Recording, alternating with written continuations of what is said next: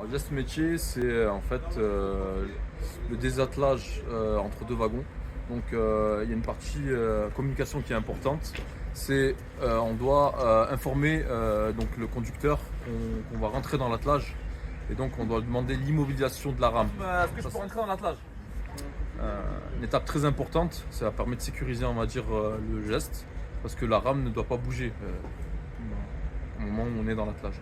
Donc une fois qu'on a la certitude que la rame est immobilisée et qu'on a l'autorisation du conducteur de rentrer dans l'attelage, on va donc rentrer dans l'attelage toujours mains et pieds opposés pour rentrer dans de bonnes conditions, rester dans notre rectangle de berne. Ça, c'est pour éviter la glissade? Pour éviter la glissade et surtout, voilà, quand tu rentres du même côté, ça te bloque en fait. Alors que quand tu rentres, hop, tu rentres mains et pieds opposés. On met mains et pieds opposés pour entrer en baissant, en faisant attention à la tête, en restant dans notre rectangle de berne.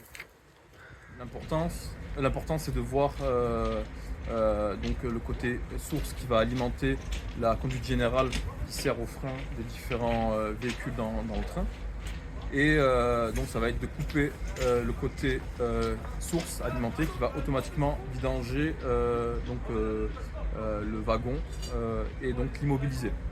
Ensuite la rame, donc toujours commencer par fermer le robinet d'arrêt côté source.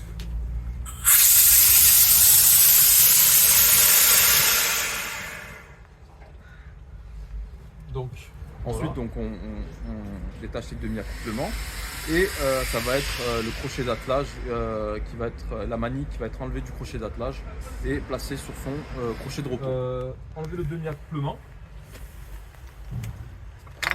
mettre le demi-accouplement sur son repos. Que tout est mis à sa place et que voilà, il n'y a pas de problème au niveau de la place. On sort de la même manière dans laquelle on est rentré, c'est-à-dire mains et pieds opposés. Et voilà, la procédure de désattelage est effective.